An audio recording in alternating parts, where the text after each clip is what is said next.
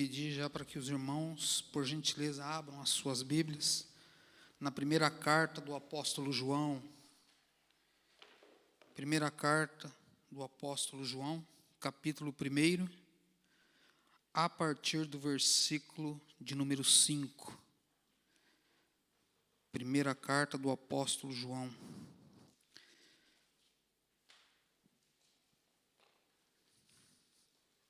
Amém? Todos encontraram? Diz assim o texto: esta é a mensagem que dele ouvimos e transmitimos a vocês. Deus é luz, nele não há treva nenhuma. Se afirmarmos que temos comunhão com ele, mas andarmos nas trevas, mentimos e não praticamos a verdade. Se, porém, andarmos na luz, como ele está na luz, temos comunhão uns com os outros, e o sangue de Jesus Cristo, seu Filho, nos purifica de todo pecado. Se afirmarmos que estamos sem pecado, enganamos a nós mesmos, e a verdade não está em nós.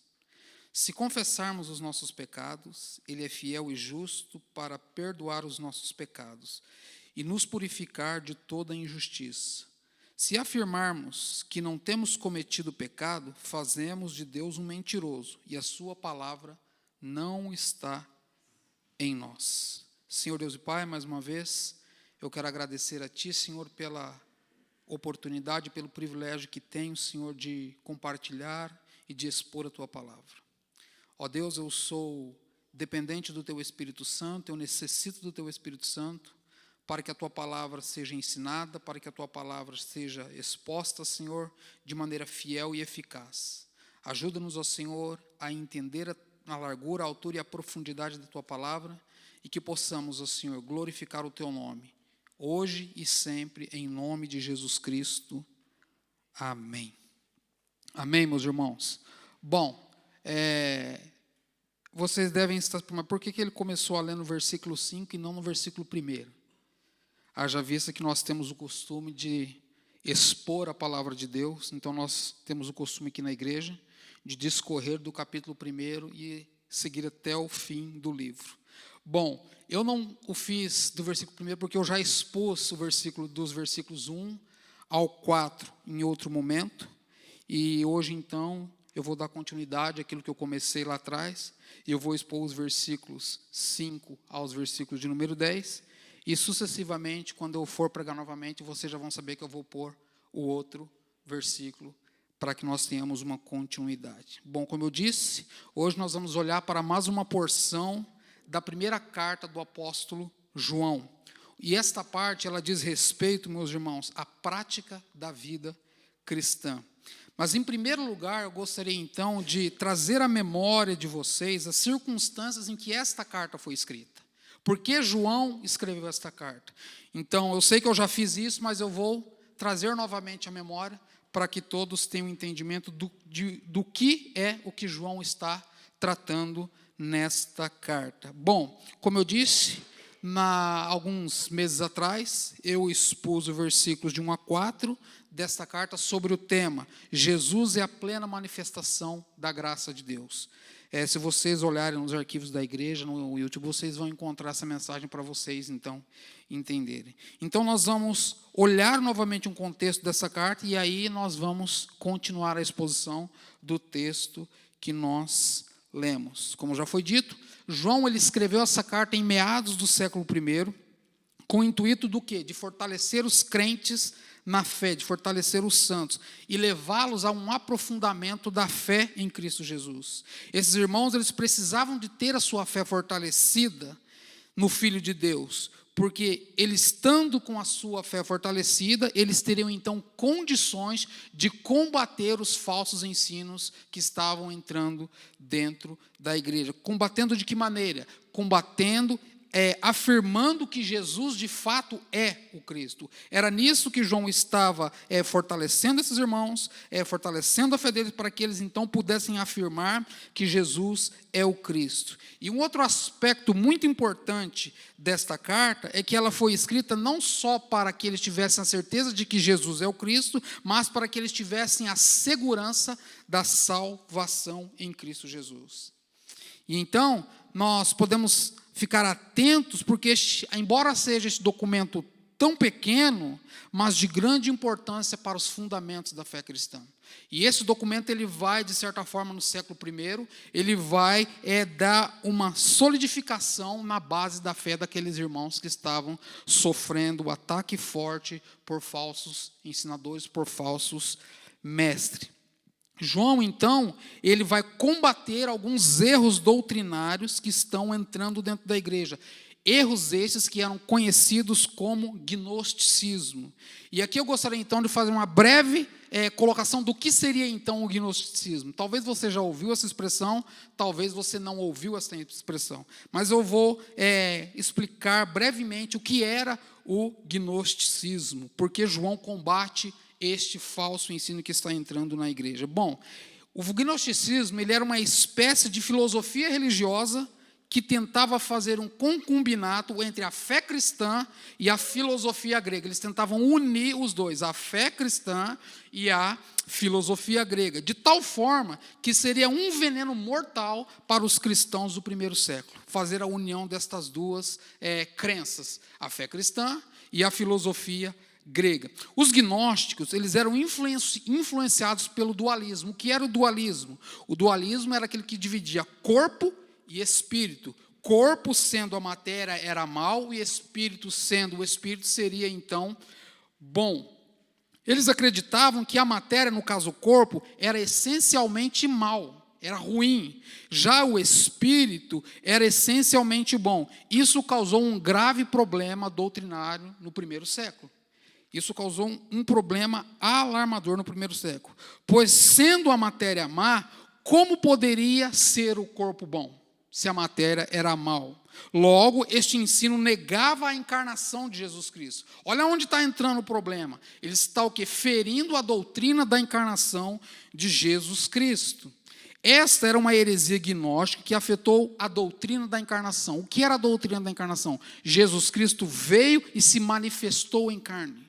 Jesus Cristo habitou em nós como corpo, como nós temos. Ele era 100% Deus e 100% homem. Isso é a doutrina da encarnação.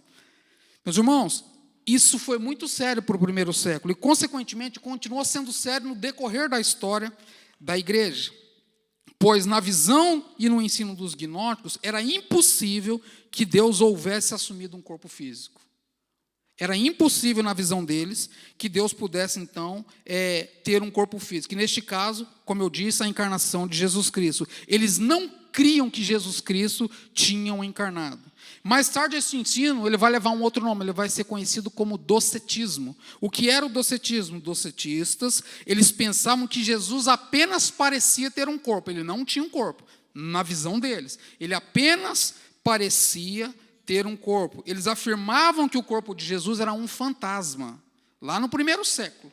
Eles afirmavam que Jesus não tinha um corpo e que Jesus era um fantasma, que nunca havia tido um corpo de carne e muito menos um corpo humano.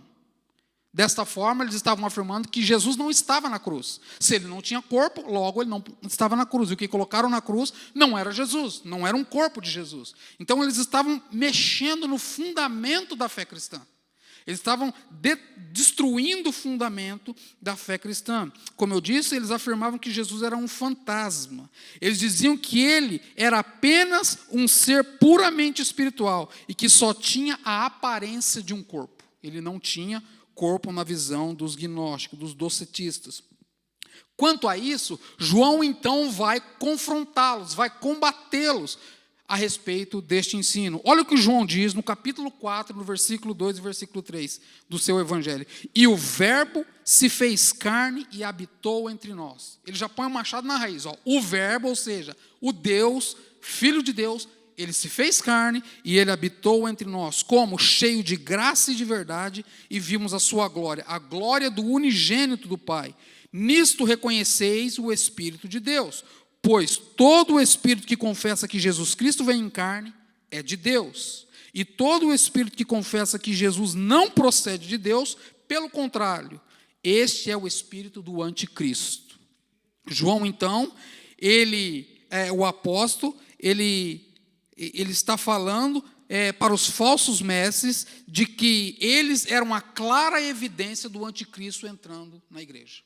Isso lá no primeiro século. Meus irmãos, a defesa que João faz diz respeito ao âmago da fé cristã, aos fundamentos da fé cristã, pois ele demonstra que Jesus Cristo veio em carne, que ele viveu entre os homens, que ele esteve aqui de fato. Não como as pessoas pensavam alucinadamente, que ele não tinha um corpo, que ele não tinha carne, que ele era apenas um fantasma. Não, João afirma, ele veio em carne. Ele veio e se manifestou entre os homens. Este é um fato tão real, meus irmãos, que podemos encontrar em documentos extra-bíblicos na história a crucificação, o processo de morte, de prisão, morte e ressurreição de Jesus Cristo, em documentos extra-bíblicos. Não é só na Bíblia que aparece.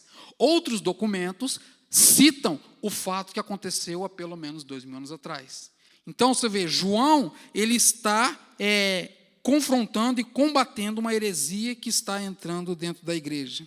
É tão interessante que a história diz que ele foi preso, ele foi crucificado, ele morreu, foi sepultado, mas ao terceiro dia ele ressuscitou, de forma gloriosa, de forma majestosa. Com essa atitude, João, então, o que ele faz? Ele destrói a doutrina dos falsos mestres e fundamenta a doutrina da encarnação do Filho de Deus, dizendo que Jesus Cristo, de fato, veio em carne, habitou entre os homens, cumpriu a lei, foi preso, foi crucificado, morreu, foi sepultado, mas ao terceiro dia ele ressuscitou para a glória de Deus. Então, meus irmãos, dito para vocês por que essa carta, então, foi escrita para combater este erro, para combater este problema, vamos, então, olhar para o nosso texto, que é a partir do versículo de número 5. O texto que nos diz, em primeiro lugar, a respeito da mensagem que dele ouvimos. João fala, a mensagem que dele ouvimos e transmitimos a vocês. Bom, ao olharmos para os primeiros versículos do capítulo 1 desta carta, o apóstolo João, ele apresenta Jesus Cristo como o verbo da vida. O Cristo, o Filho de Deus. E agora, então, dos versículos 5 até o final do primeiro capítulo, João, então, vai apresentar e mostrar a natureza de Deus, como ele veio se revelar entre os homens. João, então, vai enfatizar o que? O relacionamento com Deus gera um conhecimento de Deus. Só podemos conhecer a Deus se tivermos um relacionamento com Deus. Isso é um fato. Não há como nós conhecermos a Deus se não nutrirmos um relacionamento com Deus, porque o relacionamento com Deus, ele gera então o conhecimento de Deus. Pois somente quando estamos diante da luz, ou seja, diante de Deus, é que reconhecemos a nossa pecaminosidade, pois não há nada encoberto à luz. A luz revela todo o que há de mal. A luz revela toda a nossa pecaminosidade. Meus irmãos, somente diante da santidade de Deus é que vemos a malignidade do nosso pecado.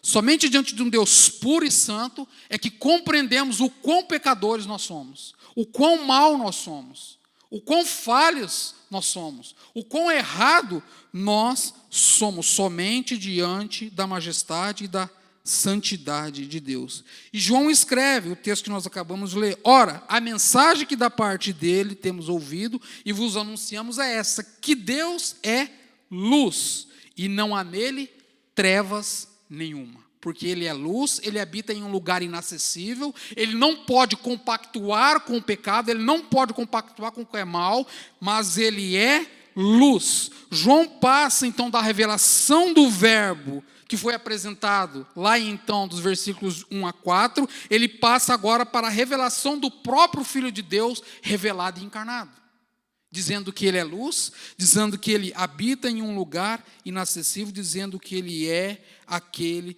que mostra a realidade daquilo que somos. Bom, em primeiro lugar, precisamos entender que a mensagem que acerca de Deus vem do próprio Jesus, não vem de João. João, ele é apenas o transmissor. João não é a fonte da mensagem. Jesus é a fonte da mensagem. Veja bem o que ele diz no texto. A mensagem que dele ouvimos.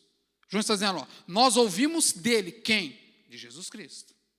Quando ele está falando aqui, a mensagem que dele ouvimos, ele está falando, a mensagem que ouvimos de Jesus. É nisso que João está falando. Então, a mensagem não vem dele, a mensagem é de Jesus. E o próprio Jesus revela o Pai, pois ele e o Pai são um, conforme João 14, versículo 6 ao versículo 11. João, então, vai nos dizer que ninguém jamais viu a Deus, o unigênito, senão aquele que está no seio do Pai, a quem o Pai revelou, Jesus Cristo. Ninguém viu a Deus, senão o Filho. É o que a Bíblia nos diz, é o que João registra em João 1,18. Assim vemos então claramente que somente através de Jesus Cristo é que podemos conhecer o Pai. Só através de Jesus Cristo nós temos a compreensão de quem é o Pai. Por isso que nós precisamos estreitar o nosso relacionamento com Jesus Cristo através da sua palavra para que possamos então conhecer o Pai. Não há como conhecer o Pai sem conhecer a Jesus. É impossível, porque é Jesus quem nos mostra o Pai. A mensagem vem da parte dele, do único que vem de Deus e que conhece a Deus, Jesus Cristo. Nós precisamos entender que aqui é o ato de conhecer pessoalmente como Deus. Nós conhecemos a Deus por causa da sua palavra. Ninguém viu a Deus. Ou alguém viu? Se alguém viu, me diz. Ninguém viu a Deus. Nós conhecemos a Deus por meio da palavra. Nós conhecemos a Deus por meio de Jesus Cristo. Porque nós vemos Jesus Cristo na sua palavra, então nós sabemos o caráter e como Deus age para abençoar e até mesmo para julgar o seu povo. Deus age assim. Deus é soberano. Deus é maravilhoso. O único que vem de Deus e conhece a Deus, Jesus Cristo. Por isso, somente Ele, meus irmãos, é capaz de nos mostrar quem Deus é. Jesus, então, ele expressa essa notícia em sua vida e demonstra quem Deus é, demonstra que Deus é luz, através da sua vida. No seu evangelho, João vai registrar as palavras de Jesus ensinando da seguinte maneira, no versículo de João 8:12, que ele próprio era a luz do mundo. E também, ele vai dizer que os crentes, por sua vez, eram também a luz do mundo, conforme vemos em Mateus, capítulo de número 5, versículo 14. Conforme Mateus registra, nós somos a luz do mundo. E por que nós somos a luz do mundo? Aqui, a intensidade é que nós deveríamos o quê? Iluminar o mundo. Porque recebemos essa luz de Jesus Cristo. Se Jesus Cristo é a luz e nós somos discípulos de Jesus Cristo, então nós temos que iluminar o mundo como os discípulos de Cristo. É o que a palavra de Deus nos diz. Neste contexto que Mateus está colocando, luz tem a conotação de iluminar, trazer o conhecimento da verdade, resplandecer nas trevas da ignorância, iluminando das trevas os corações humanos para que eles possam ver a Deus, para que eles possam apresentar a Deus para os homens, para que eles possam testemunhar a Deus da verdade da luz, que é o próprio Deus. Em outro aspecto que os textos nos mostram, é que da mesma mensagem que João anunciou, foi a mensagem que os outros apóstolos também anunciaram. Vejam que ele diz, e vos anunciamos. João está falando de quem? Ele não está falando só dele. Olha o que o texto diz. O texto diz que esta é a mensagem que dele ouvimos e transmitimos a vocês. Deus é luz e nele não há trevas nenhuma. Se afirmarmos que temos comunhão com ele, mas andamos nas trevas, mentimos e a prática da verdade. E não praticamos a verdade. Se, porém, andarmos na luz como ele está na luz, temos comunhão uns com os outros e o sangue do seu Filho Jesus Cristo nos purifica de todo pecado. Se afirmarmos que não temos pecado, enganamos a nós mesmos e a verdade não está em nós. Se confessarmos os nossos pecados, ele é fiel e justo para nos perdoar os pecados, purificar-nos tudo. Se afirmamos que não temos cometido pecado, fazemos de Deus um mentiroso. João, ele está falando que não só ele anunciou esta palavra, mas também os outros apóstolos estavam anunciando essa mensagem, que Deus é luz. Nisso consiste, então, a autoridade apostólica em transmitir aquilo que eles receberam de Jesus Cristo. Assim, esta autoridade que João se fundamenta e proclama a verdade. Que autoridade é essa? a pessoa de Jesus Cristo. É Ele que é a verdade. É acerca dele que João está anunciando. João não retém a mensagem, mas anuncia com urgência e com fidelidade a mensagem que ele ouviu de Jesus Cristo. A verdade acerca de que Deus não é uma verdade apenas que edifica os salvos, mas é uma verdade que as pessoas, que ele reprova os falsos ensinos e edifica os santos na fé. A verdade da palavra de Deus. Ele confronta os falsos ensinos por esta verdade e, além disso, ele edifica os santos na fé através da proclamação da verdade. Com isso, então, João está ensinando que o nosso ministério não é apenas combater a mentira, mas, sobretudo, anunciar a verdade. Porque quando nós anunciamos a verdade, nós automaticamente combatemos a mentira. Só por meio da verdade podemos combater a mentira, combater os falsos ensinos. Somente quando anunciamos a verdade. E aí o texto que nós estamos vendo diz claramente que Deus é luz e nele não há trevas nenhuma. E eu quero concordar com Augusto Nicodemos, que diz que neste texto, Deus é luz, há presentes duas expressões que diz respeito sobre a pureza moral e sobre o julgamento que essa pureza traz sobre as trevas. Esta expressão, Deus é luz. Primeiramente, no que diz respeito ao aspecto moral. Deus é puro, ele é separado do pecado, ele é incapaz de errar, ele é aquele que está em luz inacessível, ele é pura e cristalina, conforme diz Tiago e também diz Timóteo, que Deus ele habita em um lugar inacessível, ele é puro. Ele não pode compactuar com o pecado, com o erro. Deus é santo. Ele habita em um lugar inacessível, que nós sequer dimensionamos aonde Deus habita. Ele é puro, meus irmãos. Por isso, não há como ele compactuar com o pecado. A sua santidade é absoluta, sem qualquer mácula. João enfatiza este ponto, acrescentando enfaticamente que nele não há trevas, nele não há escuridão, nele não há erro, ele é absoluto, ele é santo, ele é puro, ele é fiel, ele é verdadeiro. Ele é aquele que pagou o preço pelos nossos pecados. E por ele ser santo e puro, nós podemos então ser redimidos dos nossos erros e dos nossos pecados, por causa da justiça e da pureza de Deus. Deus é puro, Jesus Cristo é santo, Jesus Cristo é puro. Chamando assim a atenção para o fato de que Deus, nele não há nada característico das trevas. Nada. Como pecado, como erro, como contradição, como iniquidade. Não, ele é puro. Em segundo isso, no que diz respeito ao aspecto moral. E, no segundo lugar, precisamos entender que a santidade de Deus, ela traz a luz aos pecados dos homens. Aqui são pecados mais íntimos, mais intensos na vida da pessoa. Nada pode ficar oculto diante de Deus, diante dele. Assim como nada fica oculto diante da luz quando esta brilha no seu esplendor. Quando a luz chega, as trevas são dissipadas. Quando a luz chega, a escuridão deixa de existir, porque a luz toma conta do local.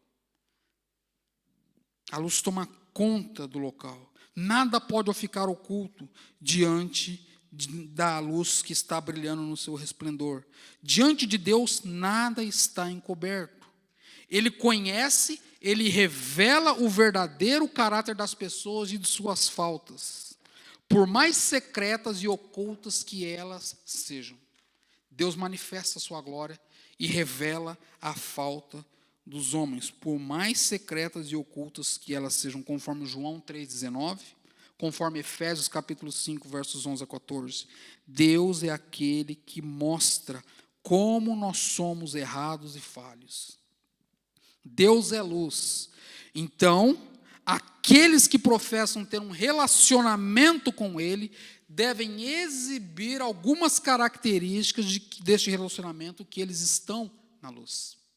Se Deus é luz, e nós afirmamos que somos seguidores dele, então nós devemos exibir certas qualidades que demonstram estarem na luz, que demonstrem andar como ele andou, conforme diz 1 Pedro, capítulo 1, versículos 15 e 16. Olha o que Pedro diz: pelo contrário, segundo é santo aquele que vos chamou, tornai-vos santos também vós mesmos em todo o vosso procedimento. Porque está escrito, sede santos, porque eu sou santo. É o que Pedro está aconselhando a igreja. Pois quando tomamos um modo de vida contrário, uma vida desregrada que não procura santificação, estamos dizendo que o nosso relacionamento é uma mentira. Essa é a colocação que a palavra de Deus nos diz. Quando nós tomamos um posicionamento contrário ao que a palavra de Deus diz, nós estamos dizendo que nós estamos vivendo uma mentira. Nós estamos vivendo em um erro. E isso é muito sério, meus irmãos. Não podemos viver na mentira. Ele existe apenas aparentemente, ele é apenas um cristão de boca. Ele não vive o que a palavra de Deus diz para ele viver.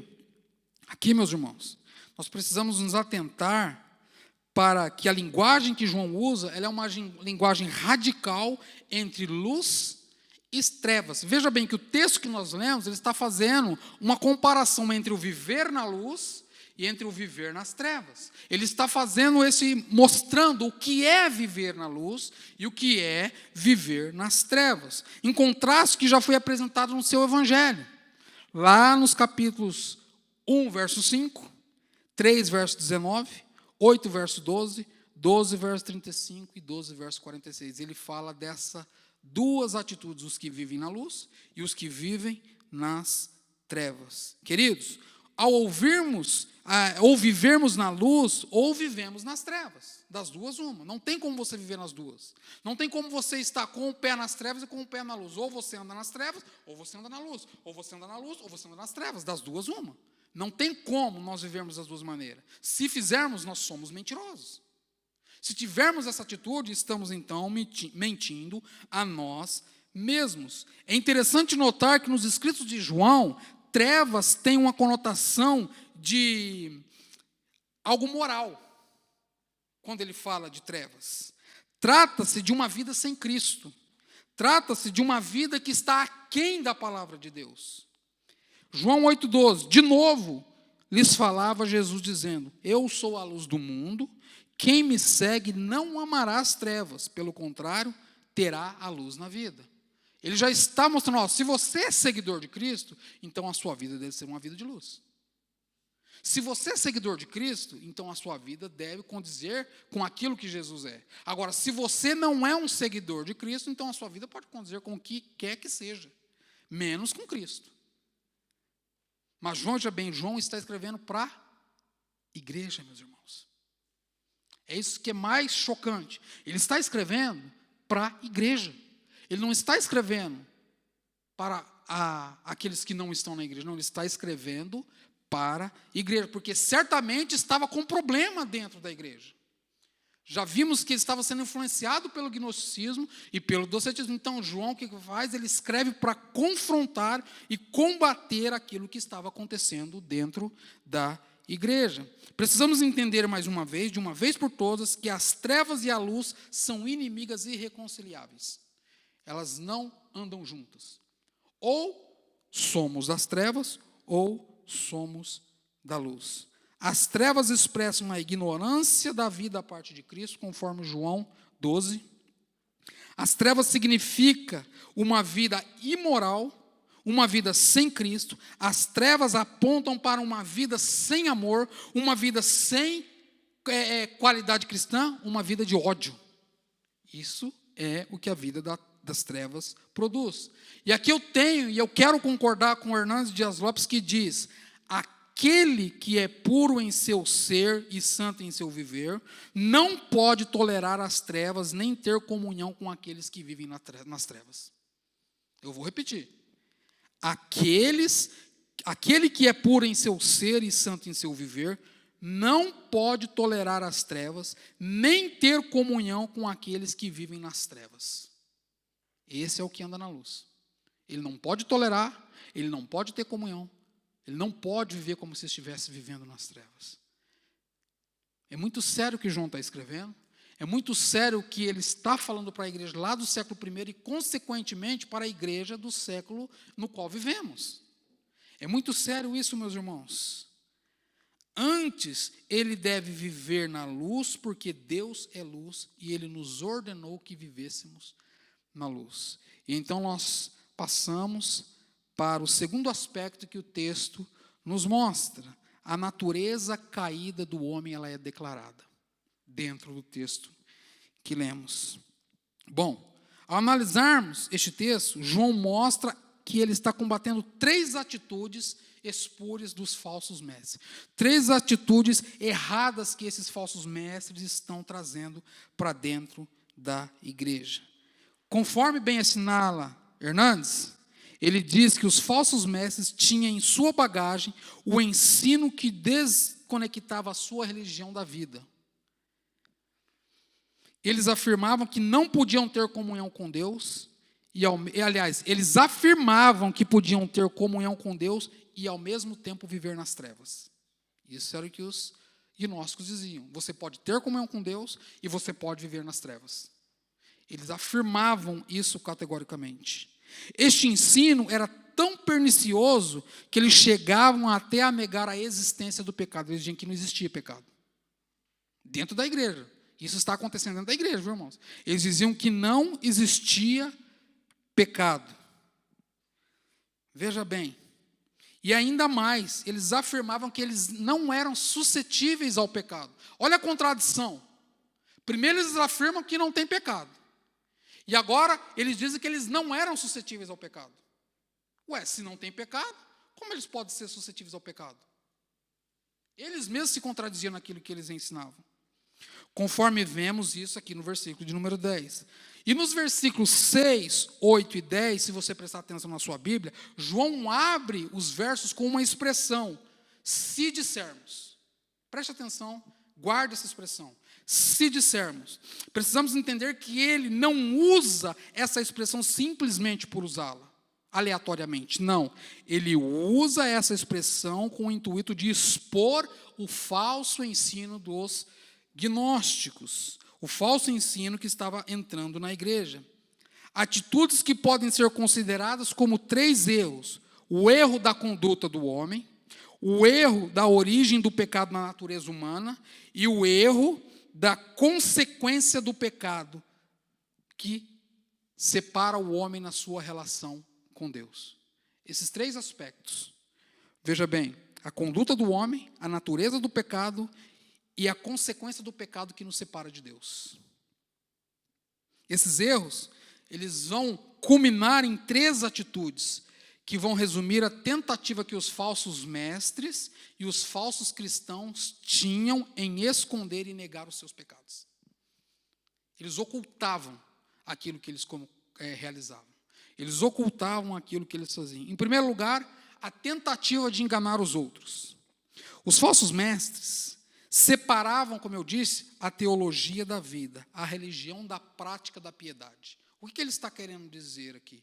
Várias vezes o pastor Leandro já falou, eu já falei, outros pastores que pregaram aqui já falou, que nós precisamos ter teologia sim, a sã doutrina, mas devemos ter espiritualidade. Que nós devemos sim ter a prática da piedade, mas a prática da religião. Ou seja, nós estamos agora aqui realizando a prática da piedade, realizando o exercício da teologia, aprendendo acerca da palavra de Deus. Nós precisamos sim disso, não podemos abrir mão dessas coisas. Mas, mesmo esses irmãos, mesmo eles estando imersos no pecado, eles proclamavam que tinham comunhão com Deus. Esse era o problema. Estar no pecado e ter comunhão com Deus. São 2 coisas, como água e óleo, irmãos, não se ajuntam. Ou nós andamos em comunhão com Deus, ou nós andamos em comunhão com as trevas. Não há como nós andarmos na mesma atitude nas 2 mãos, vivendo em trevas e servindo a Deus e vivendo em trevas. É impossível, Não tem como acontecer. Mas, infelizmente, ainda hoje, muitos desejam ser vistos como espirituais, quando na realidade não são. Muitos mentem sobre as suas vidas, tentando causar uma boa impressão, quando na realidade não são. Muitos desejam que as pessoas pensem que estão andando na luz, quando na realidade estão andando nas trevas. Isso é um fato que acontece dentro da igreja. Eu estou falando de uma igreja geral, não estou falando só aqui de Canintal. Eu estou falando na igreja espalhada no mundo. Infelizmente acontece isso. Infelizmente as pessoas brincam de evangelho, as pessoas brincam de ser cristãos. Elas não vivem como devem viver. Quanto a isso, cabe uma advertência. Andar nas trevas significa viver no erro, no pecado, na ignorância de Deus e na hostilidade a Ele. Neste caso, vivem uma mentira e não praticam a verdade. Olha que coisa séria. Cristãos devem viver como cristãos. Isso é muito... Por isso que eu costumo dizer que a vida cristã não é um brinquedo. Como Tozer diz, não estamos em um parque de diversões. Nós estamos em um campo de batalha. A vida cristã, ela deve ser vivida em um campo de batalha.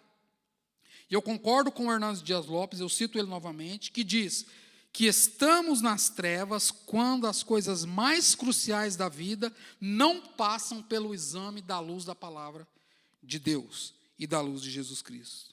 No que diz respeito à nossa carreira profissional, no que diz respeito à nossa vida sexual, no que diz respeito ao nosso dinheiro, no que diz respeito à família, no que diz respeito à nossa autoimagem, no que diz respeito às nossas esperanças e os nossos futuros. Muitas das vezes fazemos tudo isso sem colocar diante de Deus. Caminhamos conforme queremos caminhar. Não apresentamos diante de Deus. E quando dá errado, aí eu volto para Deus. Nós fazemos tudo, meus irmãos. Só que de forma ao contrário. Esperamos errar para ir para Deus. Não seria mais fácil primeiro ir a Deus, ouvir a direção de Deus e aí tomar a decisão? Mas nós, infelizmente, por causa da queda, nós tomamos a decisão errada. Nós agimos com a força do nosso próprio braço. No que diz respeito à carreira profissional, é o que mais acontece. Vou mudar de emprego. Não fala para ninguém, vai, muda de emprego, dá errado, aí depois culpa a Deus. Você orou, você pediu direção para Deus. Deus direcionou você a fazer isso. Você ouviu Deus, mas como eu vou ouvir Deus? Sua palavra, irmão. Simples. A palavra de Deus é a nossa regra de fé e prática. E muitas vezes ela nem é mais a nossa regra de fé, nem é mais a nossa regra de prática, porque nós nem gastamos tempo com ela. Gastamos tempo com tantas coisas, menos com a palavra de Deus. Isso é muito sério. Essas pessoas certamente vivem um cristianismo falho. Um cristianismo que não é cristianismo. Um cristianismo que eles idealizaram, mas não o cristianismo que a Bíblia apresenta. Uma vida cristã que eles idealizaram, mas não a vida cristã que a palavra de Deus apresenta. Olha o que diz Augusto Nicodemos. Os atos de um cristão, professo, são mais eloquentes do que suas palavras. Eles revelam o estado real do seu relacionamento com Deus. Olha que coisa extraordinária. Os atos de um cristão professo são mais eloquentes que palavras. Isso é falado aqui constantemente, embora de outra maneira. Constantemente nós falamos. Você pode não pregar com a boca, mas você prega com a vida. As pessoas leem as suas vidas. É exatamente isso aqui, só que com outras palavras. Exatamente isso aqui. Os atos que temos, eles falam muito mais do que palavras. As nossas atitudes nos denunciam. Lembra de Pedro? Está lá no átrio, se esquentando na fogueira. Você era um dele. Não, nunca o vi, nem eu conheço. O teu jeito de ser te denuncia. Ele não precisou falar. O jeito de ser dele, denunciou. Dessa forma, o nosso jeito de ser, meus irmãos, nos denuncia. Muitas vezes nós não precisamos nem falar que somos cristãos. Em segundo lugar, a tentativa de enganar a nós mesmos. João está nos ensinando que o pecado nos leva a mentir não apenas para os outros, mas também para nós mesmos. Nós nos enganamos. Isso é muito sério, pois quando declaramos que não temos pecado, negamos a razão por que Cristo veio e rejeitamos o perdão que nós recebemos de Cristo na cruz do Calvário. Quando nós afirmamos, eu não tenho pecado, eu estou anulando a cruz de Cristo. Eu estou anulando a obra vicária que Ele realizou. Eu estou anulando a obra substitutiva que Ele realizou, que Ele morreu por mim na cruz. Eu não posso dizer que eu não tenho pecado. Porque a Bíblia diz constantemente que nós somos o quê? Pecadores. Que nós precisamos de arrependimento. A Bíblia diz constantemente a respeito disso. Nós não podemos declarar que não temos pecado. O pecado ele é tão pernicioso e sutil que aquele que o comete perde a consciência dessa realidade. Ele anestesia o coração, insensibiliza a alma e cauteriza a consciência. Desta forma, o pecador acha que é possível viver ainda em comunhão e estar seguro de ter a certeza de que está tudo bem entre ele e Deus. Ter esta atitude é negar a própria existência do pecado, é dizer que você não é um cristão. Quando temos essa atitude, negamos a fé que professamos. Em terceiro lugar, a tentativa de enganar a Deus. Aqui é um problema sério. Como vimos, o pecado pode nos fazer mentir para os outros, fazer mentir para nós mesmos, e nos faz também, meus irmãos, mentir para Deus. Amados, veja bem que após tendo se tornado mentiroso, o pecador se preocupa agora em tornar Deus mentiroso, porque ele nega a palavra de Deus. Ele diz que a palavra de Deus é uma mentira, é o que João está falando. Além dele enganar os outros, enganar a si mesmo, agora então ele diz que Deus é um mentiroso. E aqui eu chamo a vossa atenção para o que Henry Blaney diz. Olha o que esse cara diz. Para ele, essa atitude é a mais repreensível de todas, porque torna Deus um mentiroso. Ele diz que é o pecado acima de todos os pecados. O pecado da ignorância e do orgulho, que coloca a sabedoria do homem acima da sabedoria de Deus.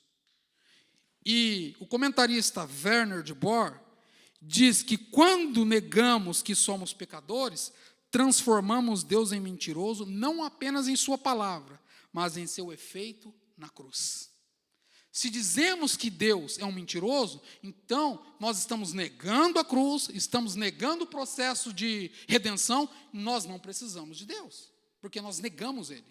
Nós estamos afirmando, eu não preciso.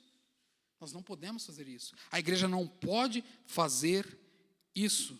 Ela precisa e ela deve crer que Deus é verdadeiro, que a sua palavra é verdadeira. Em outras palavras, anulamos a cruz de Cristo. E se nós anulamos a cruz de Cristo, automaticamente nós anulamos a nossa salvação. Ou quão sério era o que estava acontecendo na igreja do primeiro século. E, infelizmente, ainda hoje acontece isso. John Stott diz que das 3 heresias disseminadas pelos falsos mestres, essa era a mais perigosa de todas, das 3 heresias. Os hereges sustentavam que a iluminação superior os tornavam incapazes de pecar. Eles eram isentos de pecado, os falsos mestres. Isso era uma deliberada mentira e uma ilusão, e ainda mais, era uma blasfêmia. Era uma blasfêmia negar a realidade do pecado. As pessoas que estavam tendo essa atitude, elas não estavam apenas provando que a palavra de Deus não estava na vida deles. Eles estavam simplesmente declarando, a palavra de Deus não está na minha vida. Eu vivo como eu quero, eu ando como eu quero, eu ajo como eu quero, porque a palavra de Deus não estava neles. Veja bem, e uma vez que a palavra de Deus diz que todos pecaram e estão destituídos da glória de Deus, Romanos 3, 23. Todos pecaram e todos estão destituídos da glória de Deus. Assim podemos então concluir este ponto dizendo e tomando as palavras de Warren Wiersbe, que diz: os falsos mestres, os falsos crentes mentem sobre a sua comunhão com Deus, sobre a sua natureza pecaminosa e sobre os seus atos pecaminosos. Aquele que procura encobrir os seus pecados perde a palavra de Deus, ele deixa de praticar a palavra de Deus, logo, ele deixa de estar nele e, finalmente, ele torna a verdade de Deus em uma mentira. Isto é muito sério. Aquele que tenta encobrir os seus pecados perde a comunhão com Deus e a comunhão com o povo de Deus. Como vimos, o falso ensino, ele é pernicioso, ele destrói o homem, em especial ele destrói o relacionamento do homem com Deus. Porque quando pecamos e não confessamos, nós nos separamos de Deus, porque nós nos achamos indignos. É a culpa que nós carregamos. Nós nos achamos indignos, nós não temos coragem. E quando a Bíblia fala que nós devemos confessar a Deus, meus irmãos. Abrir o nosso coração para Deus, para que Deus transforme as nossas vidas. E agora nós vamos olhar o último aspecto que João nos apresenta no texto de forma bem rápida. A comunhão com Deus e a comunhão com os outros. Ele trata disso agora no texto. Se afirmarmos que estamos sem pecado, enganamos a nós mesmos, e a verdade de Deus não está em nós. Se confessarmos nossos pecados, Ele é fiel para nos perdoar todos os pecados e purificar de toda injustiça. Se afirmamos que não temos cometido pecado, fazendo Deus um mentiroso e a sua palavra não está em nós. Veja bem. João, por fim, ele trata do relacionamento entre os irmãos no versículo 17 e da comunhão com Deus no versículo 9. Precisamos entender que para termos comunhão uns com os outros, precisamos andar na luz como Deus está na luz. E para termos comunhão com Deus, precisamos reconhecer o pecado e confessá-lo. Quanto a isso, nós vemos dois aspectos cruciais neste texto que acabamos de ler. A comunhão entre os irmãos é o primeiro. Veja, se porém andarmos na luz, como Ele está na luz, mantemos comunhão uns com os outros. Amados, é uma condição e uma exigência. Veja bem, Ele está exigindo uma condição e é uma exigência que Ele faz a nós. Não há comunhão fora da verdade. A Bíblia diz que devemos andar aonde? Andar na luz. E andar na luz é o oposto de andar nas trevas. Não há como andarmos nas trevas e andarmos na luz. Ou nós decidimos por uma, ou nós decidimos por outra. E ao estudarmos o Novo Testamento, nós vamos ver que ela tem uma conotação ética, conforme Romanos, conforme Efésios, conforme Tessalonicenses. Eu não vou citar, porque são muitos textos que diz, mas eu posso passar para vocês depois o texto. Precisamos entender que a ideia implícita é a expressão de viver na presença de Deus, andando iluminados pela luz e pela sua palavra. Lembra que eu disse que a palavra de Deus é a nossa regra de fé e prática, então nós devemos andar por ela. Ela nos conduz, ela nos guia, ela nos alimenta, ela nos fortalece. Devemos viver na presença de Deus, iluminados por sua palavra, com abertura de coração e mente, expondo todo o nosso ser à luz da pureza de Deus. Ou seja, a própria palavra de Deus vai mostrar para nós aonde é que estamos errando. E aí ela vai nos dar a solução para corrigir os nossos erros. É por isso que ela é a nossa regra de fé e prática. Nós analisamos, nós somos repreendidos por ela e então nós mudamos a nossa conduta. É o que a palavra de Deus nos diz. Este é o caminhar cristão. Concordo com Werner de Boer quando ele diz que ao ocultarmos a verdade das nossas vidas, a nossa comunhão já está destruída. Ela já está aniquilada quando ocultamos a verdade das nossas vidas diante de Deus. Pois nos separamos uns dos outros por causa do temor e do constrangimento. Mas quando temos a coragem de mostrar a nossa vida sob a luz da palavra de Deus, podemos então esperar das pessoas que elas venham e se interessem pelo Evangelho.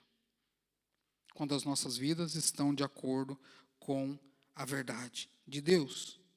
E aqui nós precisamos entender que não é expor o pecado, não é exibir o pecado, mas é testemunhar da experiência que Deus fez na sua vida te restaurando do pecado. Não é sair falando para as pessoas, eu pequei nisso ou naquilo, não. Isso você já o fez diante de Deus e espero que de forma sincera.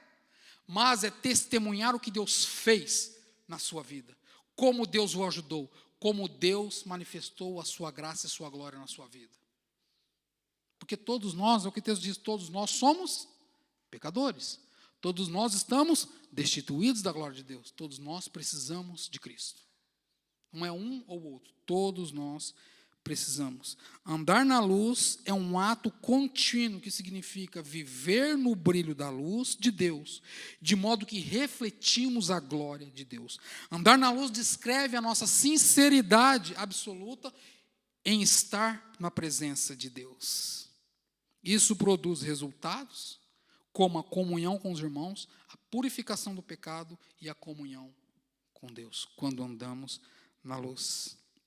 Comunhão com os irmãos, mantemos comunhão uns com os outros. Andar na luz pavimenta o caminho da comunhão com Deus e com o próximo. Andar na luz é a exigência para a comunhão fraternal entre os irmãos. Viver para Deus significa que temos um relacionamento íntegro e próximo de Deus. Um profundo desejo da glória celestial e na presença de Deus deve ser acompanhado com uma vida que anda na luz. E essa vida na luz, ela nos garante uma promessa. O sangue de Jesus Cristo, seu Filho, nos purifica de todo pecado. O fato de andarmos na luz e mantermos comunhão uns com os outros não implica ausência de pecado, nem nos torna essencialmente perfeitos e imaculados. Ainda continuamos sujeitos ao pecado, mas temos a promessa da purificação por causa do sangue de Jesus Cristo. Precisamos então entender que seremos iguais a Ele somente na glorificação. Agora, porém, nós que andamos na luz, temos a purificação do sangue de Jesus e estamos prosseguindo para o alvo. Andar na luz, portanto, é confessar o pecado, ao passo que andar nas trevas é negar e esconder o pecado. O sangue de Jesus, ele é suficiente para nos limpar profunda e totalmente. Ele é suficiente para nos purificar, não de alguns pecados, mas de todos os pecados. Não há causa perdida para Deus, meus irmãos. Não há pecador irrecuperável para Deus. Não há pecado imperdoável para Deus, exceto a blasfêmia contra o Espírito Santo, que é a rejeição consciente da graça e atribuir ao diabo a divindade. Isso é um pecado imperdoável. E aí nós finalizamos a comunhão com Deus. Confessamos os nossos pecados e Ele é fiel e justo para perdoar os pecados e nos purificar de toda injustiça. O texto, ele está falando da atitude do verdadeiro crente.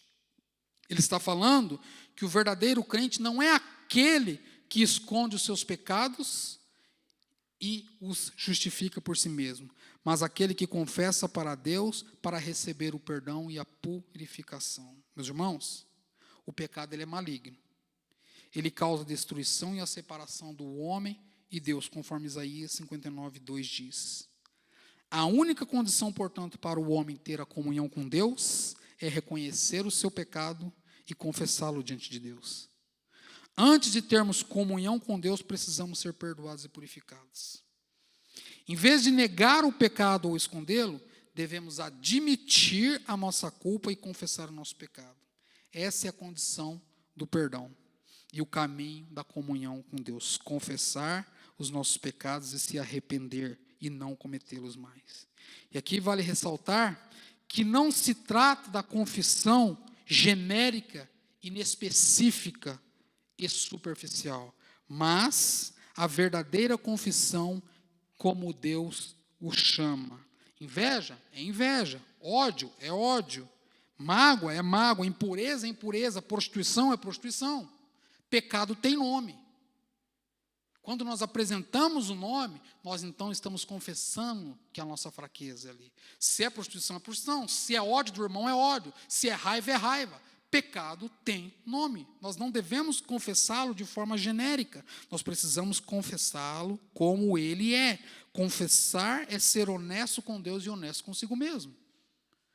Lembremos, Paulo diz, todos nós pecamos e estamos destituídos, mas o amor de Jesus Cristo na redenção nos redime de todo pecado. Precisamos entender que Ele é fiel e justo, e a garantia e a segurança do perdão está no caráter de Deus ser justo e fiel. Deus é justo e fiel. E eu encerro dizendo que A segurança da salvação não está edificada sobre o frágil alicerce da confiança humana, mas sobre a rocha firme da pessoa divina e das suas promessas de Jesus Cristo. Nisso está firmada a nossa redenção. Deus é fiel às suas promessas, meus irmãos.